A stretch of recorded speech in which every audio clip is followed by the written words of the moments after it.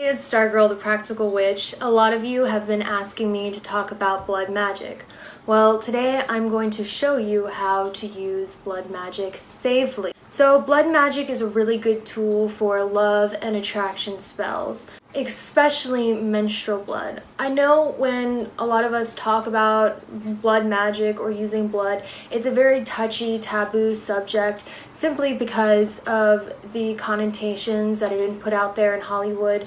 But as long as you do it safely, it is nothing to freak out about, and I'm going to show you the ways that I like to use it. The first thing you want to do, obviously, is cleanse your space. So I like to get my sage and light it. Also, you want to open one window so the energy can clear out.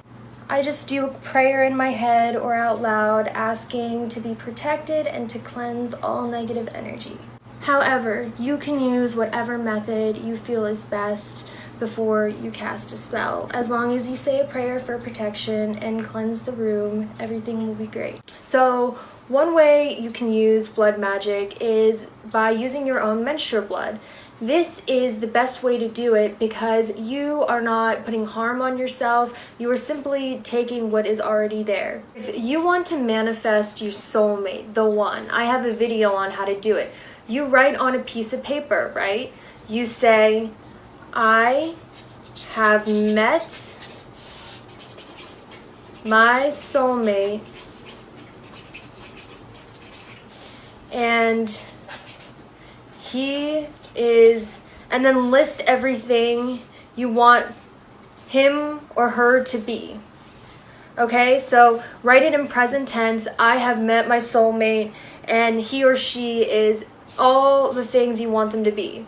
But remember, you want them to be good for your soul development. You want them to be kind to you. So make sure you stay away from writing shallow things and you write things that would be good for your soul and your higher self and evolving in this life.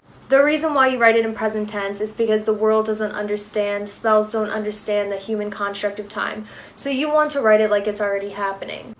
Sometimes we have trouble finding our ultimate soulmate or the one because we're putting out vibrations like, oh, I'll always be single. Oh, no one will ever love me. And because of the law of attraction, you're not meeting the one you're supposed to meet. So pretty much this helps you fix your vibrations and attract the one. Once you've written that, you put a star next to it. This is the star of creation, and put a little circle. This is the star of creation. This helps create things, attract things to you. So that's why you want to put the star of creation right next to your intent. Once you put the star of creation next to your intent, you're going to take a little bit of menstrual blood. This is literally all you need, guys. Like, this tip of this Q-tip is all you need. Do not go crazy with the menstrual blood. More blood doesn't equal more power. That is ridiculous. Okay, so just a little bit. If you are a guy, you can honestly pop a zit, and that little bit of blood that comes out would be just right amount. You don't need to go crazy with the blood. Like, honestly, the less blood, the better. You just need to have some of your DNA and blood on the tip of a Q-tip. Oh, also, because I know a lot of us, we don't think when we're in the heat of a moment. Please be safe and sterile about the way you get your blood. Don't be sterile, be clean. Please use common sense. Don't use dirty needles. I don't know why I have to say this, but I feel like I have to in case there's one person out there that decides they want to use a rusty nail. So once you get your tip of blood, your Q-tip full of blood, you are going to dab the star of creation with that blood. Why do you do this? Well, it's a star of creation, and when you put blood, your life force, onto the star of creation, you activate it. You activate your intention, okay?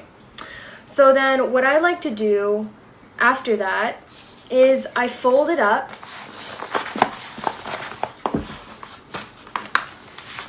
And then what works for me best is I plant it outside under the dirt during the moon, a full moon, because the reason why, or a new moon. So the reason why you want to plant it at night is because the moon's energy is very powerful. And also, when you plant plants, when is the best time to plant them? At night, because the rays of the sun are too harsh during the day. So you plant plants, you plant your intention under the soil at night, and then you think this is a seed to your intention. With every day, with every passing night, your seed will grow. When actually I manifested my twin flame by doing just this. Okay? Let's say you want to be more attractive and you want other people to view you as more attractive, which I know a lot of people have requested. What you do is you draw a flower on your piece of paper. I'm not going to spend too much time on this, but really be creative about it. The more energy you put into this, the more powerful your spell will be, because what are spells?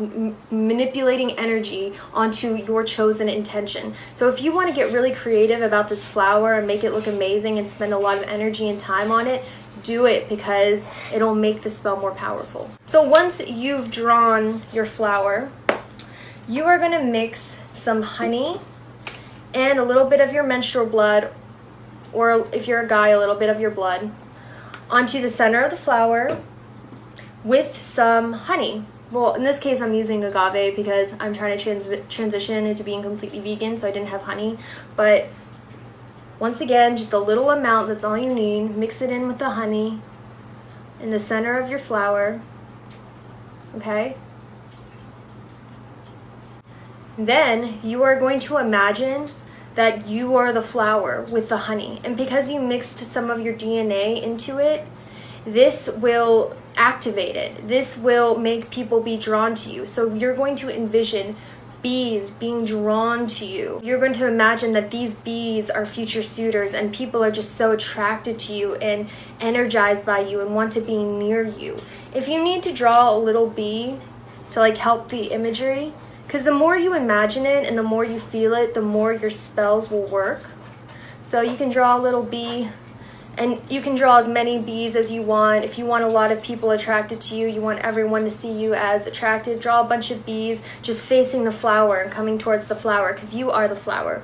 Really envision that you are this flower where bees are just swarming you. Everyone thinks you're attractive. Everyone wants a piece of you. Okay, really envision that. If you need some words to help it really resonate in your head and say, everyone I meet finds me irresistible. That's fine too, but once again, speak in present tense, because the world doesn't understand, spells don't understand the human construct of time. Once you do that, you want to put it outside in nature. I always say that, and what works for me always is burying it in nature. So what I do is I bury it in my pot plant outside. I bury it somewhere, you know, just under some dirt, and I just imagine that with every given day, my intention grows from the soil and people are more attracted to me, and they can't resist me. You know, all these bees can't resist my pollen. That's pretty much the intention of the spell if you want everyone to find you irresistible and attractive. This spell will also work on one specific person. So if you're really into someone, but they just won't give you the time of day, and you want them to give you a chance, or you want them to notice you or text you, you can write their specific name, like so-and-so feels drawn to me. They can't resist me. Now, I don't believe in making someone love you. This will just help them focus on you and pay attention to you and at least give you a chance.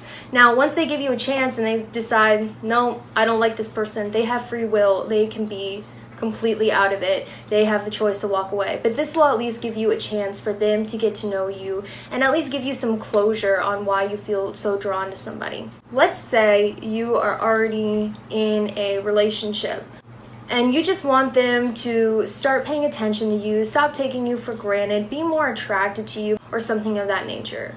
What you can do is you can take some of your menstrual blood, and it only needs to be a little drop. Or if you're a guy, you can take, you know, a little tiny bit of your blood, like a little drop. There doesn't need to be a lot. And boil it in some water. When you boil that drop into the water, and it's been boiling for a while, you can cook pasta in that boiling water and then make it a meal. Or you can make it into tea. Anything that requires boiling water, and anything that requires boiling water in the recipe, you can do this for. So just a little drop of blood in a boiling water, tea, if you're cooking pasta, anything like that. And then you can feed it to the person you are with. Now, please be sanitary about this. You don't want to do it on someone who hasn't been tested or you haven't been tested. You want to do it with someone you've already had relations with, so you know they're clean and you're clean. Please be sanitary about it. And once you make this food or this tea, you feed it to them. Once they ingest it, they will be completely focused with you, only have eyes for you, start feeling those romantic feelings again. It will awaken the passion in them that maybe has died in your relationship. You know, if your loved one is taking you for granted, doesn't take you on dates anymore, you guys aren't as sexy or intimate as you used to be, this will help magnify that, and they will focus more of their attention on you. And all of these things are proven to work. Please be respectful in the comment section. I know when blood is involved, it is very easy to get scared and therefore defensive, but I'm telling you the safest way to do it and the cleanest way to do it. I don't want anyone to be irresponsible. I just want you guys to use magic to enhance things or to give you the upper hand in life. This is not meant to make someone fall in love with you or love you, okay? So I really hope this helped you. I hope this cleared things up about blood magic, and as always, I will see you guys later.